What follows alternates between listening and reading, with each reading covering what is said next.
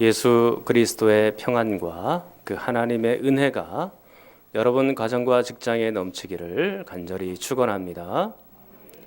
광고에 말씀드린 것처럼 오늘은 종교개혁 주일 500주년이 되는 날입니다. 1517년에 종교개혁이 있었고 올해가 2017년이니까 딱 500년이 되는 해이죠. 세상 사람들이나 또는 여러분들 중에도 아마 그렇게 생각할 수도 있어요. 천주교는 큰 집이고 기독교는 작은 집이다. 천주교에서 기독교가 떨어져 나온 곳이다. 그렇게 혹시 생각하는 분들이 없습니까? 맞나요? 틀리나요? 틀렸죠. 기독교는 오직 하나님의 말씀으로 돌아가 그 하나님의 말씀에서 시작된 종교, 그것이 바로 기독교예요.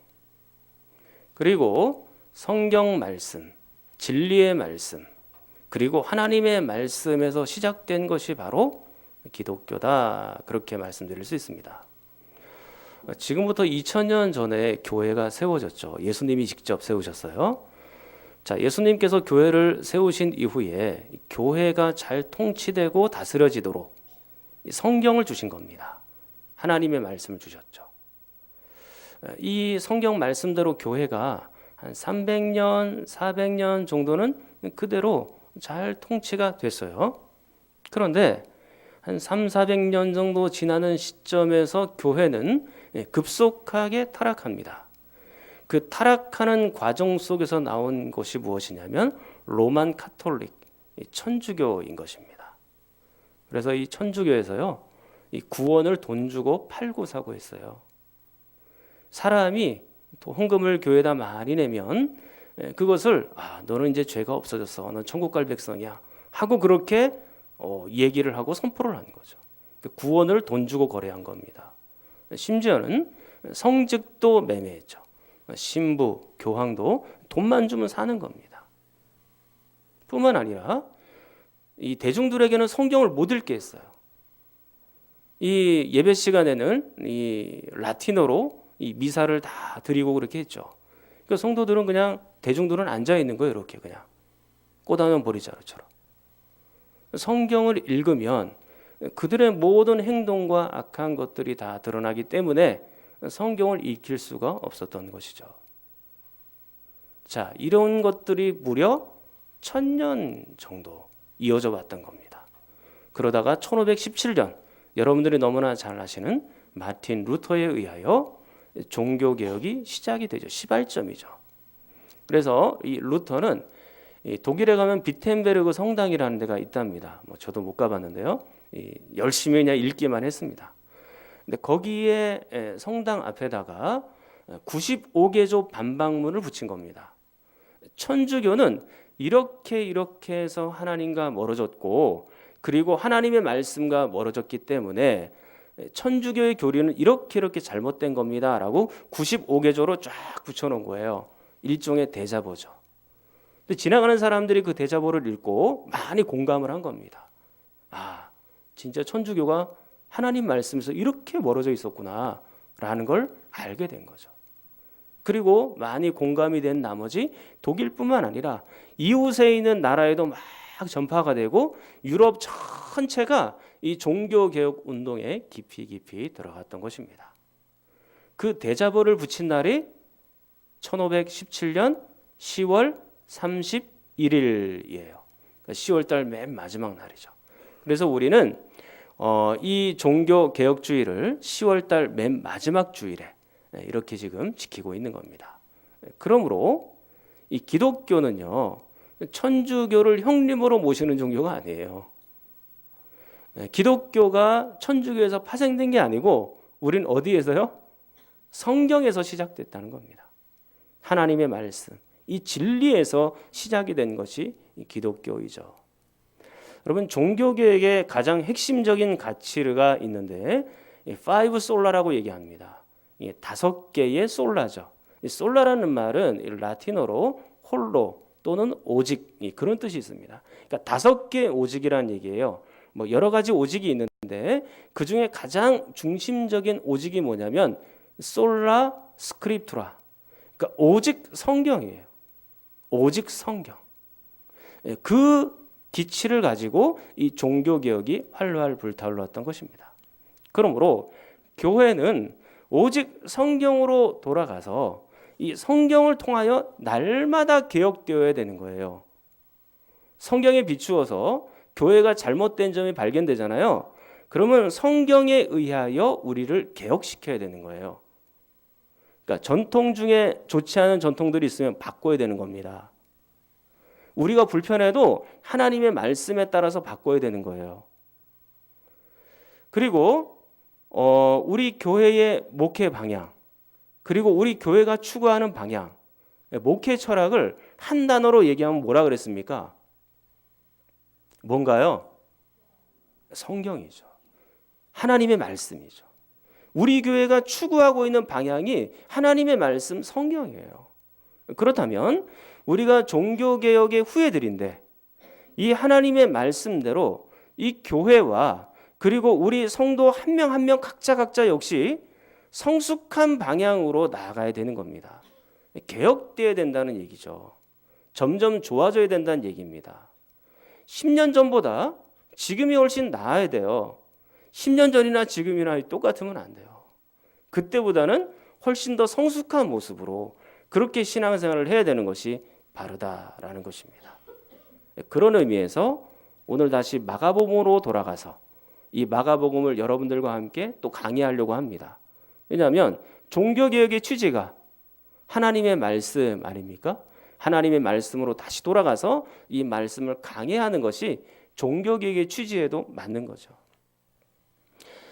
마가복음 1장 16절 이하에 보면 예수님께서 제자들을 부르시죠. 1명, 2명 부르셔가지고 3장 13절 이하에 보면 예수님께서 12명의 제자를 세우십니다.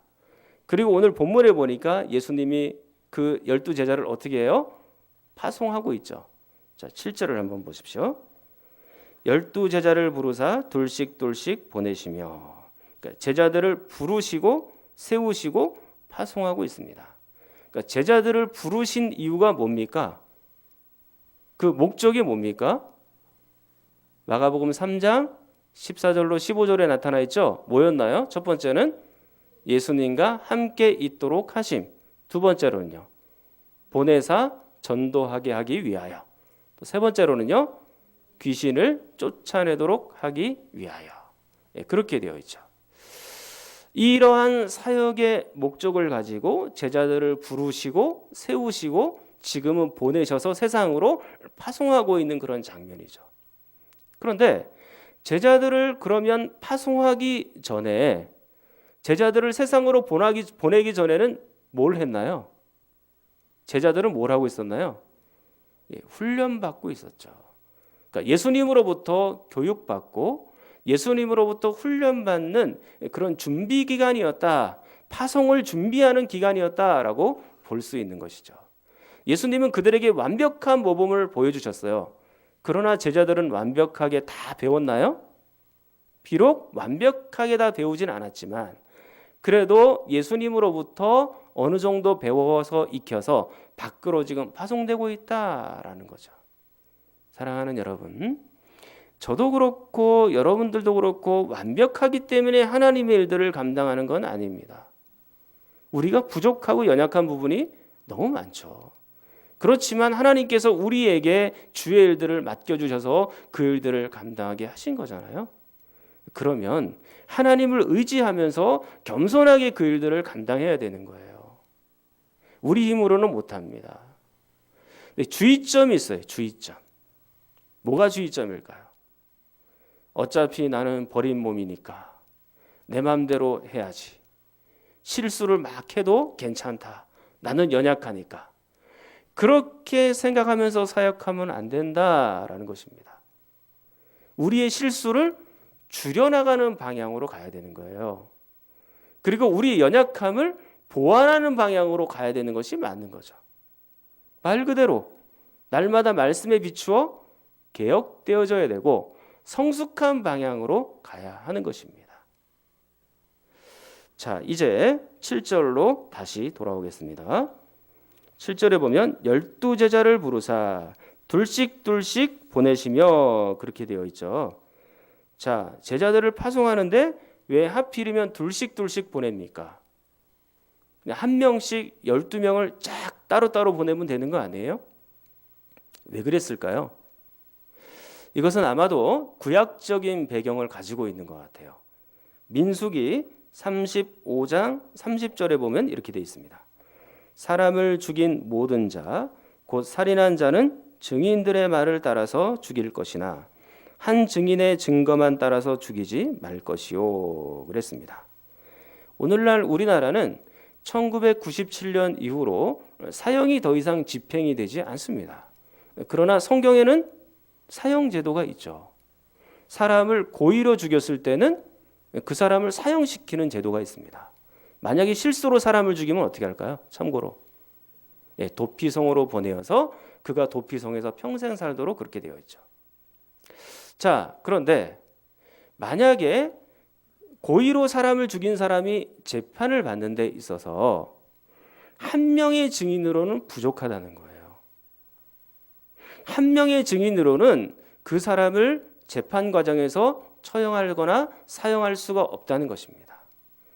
신명기 17장 6절에도 이렇게 되어 있습니다. 죽일 자를 2사람이나 3사람의 증언으로 죽일 것이요 한 사람의 증언으로는 죽이지 말 것이며 그랬습니다.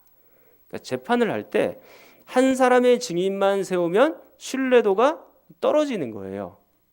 그래서 2사람 내지는 3사람을 세워서 이 재판을 신뢰성 있게 감당하도록 그렇게 말씀하고 있는 것이죠.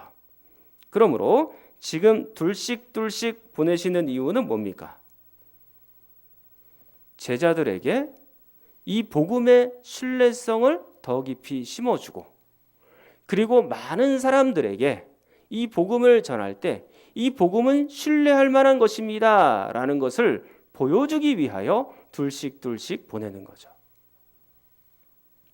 예수님은 하나님이시고 예수님은 하나님 나라의 왕이세요. 그런 것들을 사람들에게 신뢰성 있게 보여주기 위한 하나의 장치다라고 볼 수 있습니다. 그리고 또 하나의 장점이 있어요. 서로 의지할 수 있는 거죠. 나중에 여러분들이 사도행전 가서 보면 알겠지만 복음 전하는 사람들이 얼마나 핍박을 많이 받아요. 혼자 받으면 얼마나 힘들겠어요.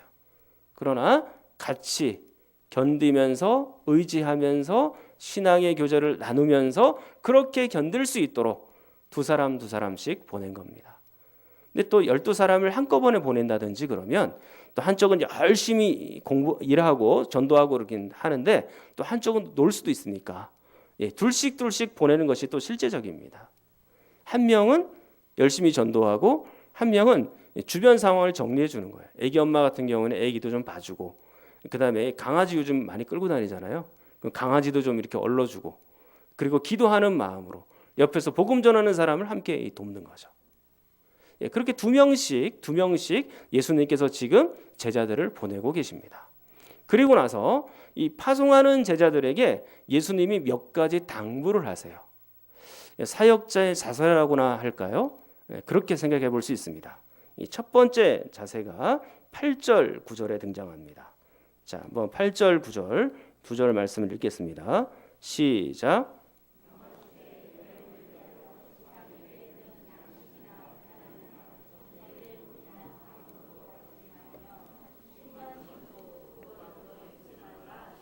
네, 전도 여행을 할 때 양식도 돈도 가지지 말아라. 신발 하나, 옷 한 벌이면 족하다. 이렇게 말씀하고 있죠. 그러니까 사역을 감당할 때 먹고 입는 문제를 말하고 있는 겁니다. 이것을 어떻게 해석해야 될까요? 우리 선교사님들이나 목회자나 아니면 복음을 전하는 성도들은 계속 가난해야 된다 그런 의미일까요? 물론 선교사님들이나 또 목회자나 복음을 전하는 성도들은 세상 사람들보다 이 도덕적인 기준이 높아야 되는 것은 사실이에요. 그러나 이미 우리가 십계명을 통해서 배웠잖아요. 정직하게 땀 흘려서 번 것은 재산을 이렇게 모을 수도 있는 상황이기는 해요. 그런데 오늘 이 말씀 무조건 가난해지라라는 의미가 아니고 어떤 의미가 있는 것일까요? 자, 한번 따라하겠습니다. 하나님께서 채우십니다. 다시 한번요. 하나님께서 채우십니다. 그렇습니다. 하나님을 의지하라는 거예요. 하나님을 의지하고 예수님을 의지하면 그 예수님께서 채워주신다라는 겁니다. 전도하다가 절대로 너희들이 굶는 일이 없다. 내가 너희들의 쓸 것과 먹을 것과 입을 것을 채우기 때문에 너희들은 그렇게 염려하지 말아라. 그냥 나가서 복음만 열심히 전해라. 그렇게 지금 당부하고 말씀하고 있는 거죠. 사랑하는 여러분, 사역자들, 목회자들, 선교자들 마찬가지예요. 하나님께서 모든 것 채워가십니다. 그런 것처럼 여러분들 역시 마찬가지예요. 여러분들도 하나님의 일들을 잘 감당하면 하나님께서 여러분들의 일들을 채워주시는 거예요. 여러분 너무 걱정하거나 염려하지 마세요. 먹고 사는 문제 가지고 신앙까지 포기하고 그렇게 하지는 말라라는 얘기입니다. 우리 하나님께서 믿음을 가진 사람들을 채워주시니까요. 자, 그리고 두 번째 예수님의 당부 또 사역자의 자세가 이제 10절에 나옵니다. 자, 10절 말씀 여러분이 한번 읽겠습니다. 시작.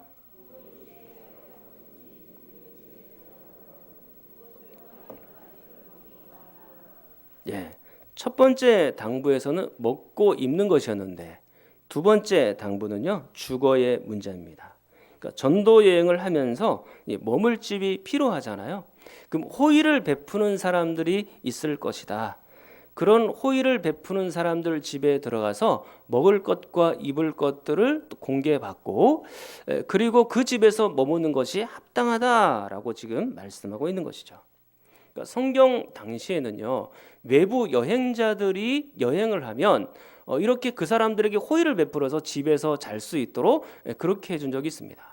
우리나라도 뭐 불과 얼마 전까지만 해도 조선 시대나 이런 때는 하룻밤 묵을 수 있겠습니까? 라고 여행자들이 많이 물었잖아요.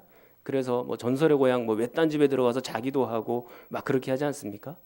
예, 그런 것처럼 성경 당시에도 이런 여행자들에게 호의를 베푸는 것은 하나의 보편적인 문화였어요. 자, 그렇다면 하나님께서 사역자들에게 채우시는 과정이 여기에 등장하는 겁니다. 무엇을 통해서 채우시냐? 누구를 통해서 채우시냐? 하나님을 통해서 사람을 통해서 채우신다라는 겁니다. 물론 하나님이 하늘에서 구약 성경에 있는 것처럼 만나와 메추라기를 부어 주실 수도 있죠. 그러나 신약에 와서 지금 이 복음 전도자들에게는 사람을 통하여 채워지도록 그렇게 말씀하고 있는 것입니다. 그러니까 사역자들의 의식주는 오늘 말씀에 의하면 다른 사람들을 통하여 하나하나 채워지고 있는 거죠. 실제로 마태복음 10장 10절에 보면 이렇게 되어 있습니다. 평행 본문이 나오는데 여행을 위하여 배낭이나 두벌 옷이나 신이나 지팡이를 가지지 말라. 이는 일꾼이 자기의 먹을 것 받는 것이 마땅함이라. 그렇게 말씀하고 있죠. 그러니까 일꾼들이 자기의 먹을 것을 다른 사람들로부터 받는 것이 마땅하다. 그렇게 말하고 있는 겁니다. 자, 고린도전서 9장 13절 14절. 성전의 일을 하는 이들은 성전에서 나는 것을 먹으며 제단에서 섬기는 이들은 제단과 함께 나누는 것을 너희가 알지 못하느냐. 이와 같이 주께서도 복음 전하는 자들이 복음으로 말미암아 살리라 명하셨느니라. 그렇게 말씀합니다. 그러니까 구약 성경에서 성전에서 일하는 사람들, 제사장들이나 레위 지파 이런 사람들을 말하는 거죠. 오늘날 교회로 따지면 목회자나 교회 직원들을 말하는 것입니다. 이 구약 성경에서 이 제사장들은 어떻게 살았나요? 이 레위 지파, 특별히 이 이스라엘은 전체가 12지파가 있는데 그 한 지파였던 레위 지파 같은 경우에는 직업을 갖지 않고 온전히 하나님의 성전을 위한 일들을 감당했어요. 하나님의 일들만 한 거죠. 그러면 그분들은 직업도 없죠. 그 다음에 또 땅을 분배받지도 못했죠. 그럼 어떻게 살아가나요?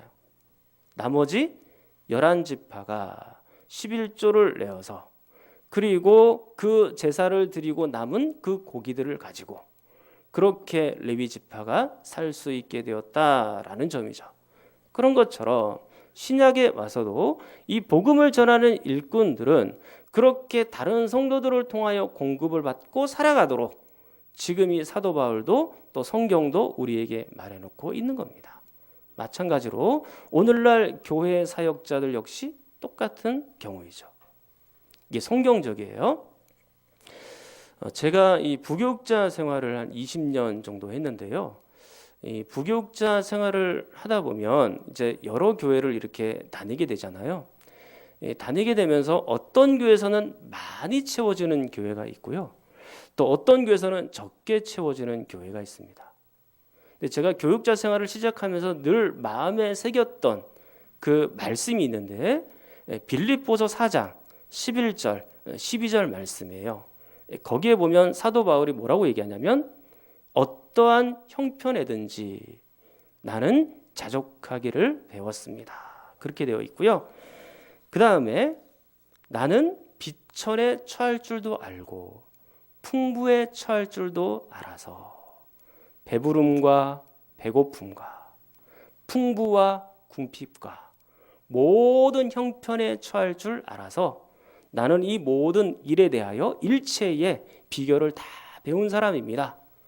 그렇게 사도 바울이 말씀을 했단 말이에요. 그래서 저도 이 사도 바울의 말씀이 가슴에 늘 생각이 나는 거예요. 그렇지. 사역자들은 배부르든지 배고프든지 모든 일체의 비결을 배워야 한다. 그리고 많이 채워지든지 적게 채워지든지 사역자들은 모든 일에 감사할 수 있어야 된다. 그렇게 생각을 한 거죠. 그래서 많이 채움받았다고 해서 제가 그것 때문에 기뻐하고 좋아하고 행복해한 적은 없어요. 물론 감사하죠. 성도들이 채워주시고 하나님이 채워주시니까 감사하기는 해요. 그러나 그것을 목적으로 살지는 않았다라는 얘기입니다. 반면에 적게 채워졌다고 해서 그것 때문에 마음 아파하고 막 힘들어하고 그렇게 하지는 않았어요. 적게 채우나 많게 채우나 그건 뭐 하나님께서 하시는 거니까 저는 뭐 기쁨으로 하나님의 일들을 감당하면 되죠. 뭐 교회에서 적게 채워주면 뭐 그대로 사는 거죠. 뭐 기쁨으로 사는 거죠. 많이 채워주시면 감사하며 또 사는 거고 이러나 저러나 감사하면서 살면 되는 거예요. 높은 산이 거친 들이 초막이나 궁궐이나 내 주 예수 모신 곳이 그 어디나 하늘나라 할렐루야 찬양하세 내 모든 죄 사함 받고 주 예수와 동행하니 그 어디나 하늘나라. 하나님이 채우시면 되는 거예요. 거친 들이나 높은 산이나 초막이나 궁궐이나 배고픔이나 배부름이나 사도 바울은 이 모든 것들의 일체의 비결을 다 배웠다고 했는데 저도 그것을 나의 삶으로 실천하고 싶었던 거예요. 그래서 하나님 때문에 기뻐하고 하나님 때문에 좋아하고 그렇게 사역하자 이런 생각을 했죠. 왜 기쁘고 왜 즐거워요? 내 죄가 사함받았으니까. 그리고 내가 하나님과 지금 동행하고 있으니까. 소유에 많고 조금에 기뻐하고 감사하는 것이 아니고 하나님 때문에 기뻐하고 감사하는 거예요. 많이 채우고 적게 채움받은 그 문제가 아니고 오직 하나님만 바라보는 것이죠. 그러나 제가 아무리 이렇게 생각했다 할지라도 나는 이렇게 살게요. 그럼 여러분들은 어떻게 생각해야 되겠어요? 오늘 성경에 있는 것처럼 교회가 목사님을 위하여 채워주는 것은 마땅한 것이구나. 성경적인 거예요, 이게. 제가 지금 이 얘기하는 게 이 목사님 잘 섬겨야 복 받는다 그런 말씀 드리는 거 아니에요. 저도 지금 얘기하면서 굉장히 불편해요. 그렇지만 이것도 성경 말씀이에요. 이것도 하나님 말씀이니까 제가 굳이 외면할 필요는 없는 거죠. 말씀에 나와 있으면 또 전하는 겁니다. 자, 이제 세 번째 이 예수님의 당부 사역자의 자세가 11절에 나옵니다. 자, 11절 여러분이 한번 읽겠습니다. 시작.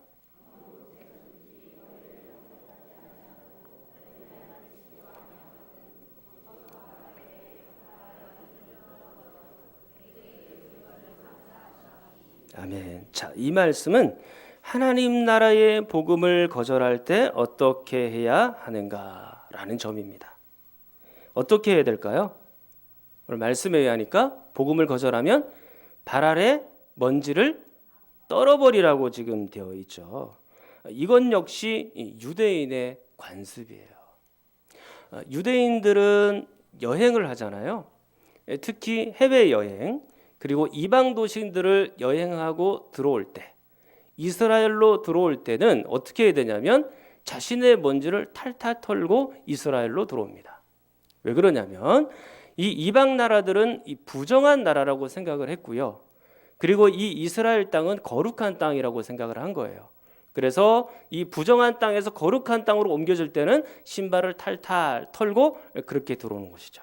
그런 것처럼 만약에 너희들이나 또 너희들이 전한 복음을 유대인들이 거부한다면 어떻게 해야 된다고요? 그들이 보는 앞에서 신발을 다 탈탈 털어버리라 라는 겁니다. 이것이 어떤 의미가 있는 것일까요? 너희들이 비록 유대인처럼 보이고 하나님의 백성이라고 말하지만 실제로 이 복음을 거절한다면 너희들은 이방 나라처럼 똑같이 부정한 사람들이다. 너희들은 구원과 전혀 관계가 없는 사람들이다. 라는 것을 증거로 보여주고 있는 겁니다. 자, 그렇다면 이 말씀을 읽을 때 우린 이런 생각을 가질 수 있어요. 그럼 한 번만 복음 전했을 때 안 들었어요? 그러면 복음을 안 들었으니까 먼지를 탈탈 떨어버리고 다시는 안 가고 그렇게 하는 게 맞을까요? 오늘 예수님이 11절에 보면 너희를 영접하지 아니하고 너희 말을 듣지도 않을 것이다. 이렇게 복음 전하는 것이 얼마나 힘들고 어려운 것은 그리고 많은 사람들이 이 복음을 듣지도 않을 것이다 라는 것을 이미 예수님을 알고 계세요. 알고 계시는데 오늘 이 복음을 잘 받아들이지 않는다라는 것 그걸 충분히 염두에 두시면서 말씀하고는 있지만 그러나 이 말씀이 한 번 전하고 물러나라 그런 의미는 아닙니다. 복음을 우리는 계속해서 증거하고 전하여 아직도 믿지 않은 사람들이 계속해서 복음 들을 수 있는 기회 구원받을 수 있는 기회를 우리가 마련해 주어야 하는 거죠. 이제 말씀을 맺도록 하겠습니다. 목회자도 그렇지만 여러분들도 마찬가지입니다. 하나님께서 먹고 입고 주거하는 것을 하나님이 직접 채우십니다. 하나님이 채우세요. 여러분들이 많이 채움받든 적게 채움받든 그거 가지고 일희일비하지 마십시오. 저는 여러분들이 하나님 한 분만으로 만족할 수 있기를 축원합니다. 그게 오늘 사도 바울의 모습이에요. 하나님 한 분만으로 만족하며 우리가 어떤 형편에 처해 있든지 우리 하나님 때문에 감사하며 주의 일들을 더 잘 감당하는 여러분이 되기를 간절히 축원합니다. 우리 한번 통성으로 기도하겠습니다. 하나님 아버지, 높은 산에도 거친 들에서도 초막에서도 궁궐에서도 하나님을 찬양하며 살 수 있게 하심을 감사합니다. 그 어떤 순간에서도 하나님만을 사랑하게 하시고 하나님의 일들을 잘 감당하는 성도들이 되게 하여 주시옵소서. 우리 성경 잔원인과 몸이 아픈 분들을 위해서 함께 기도합니다.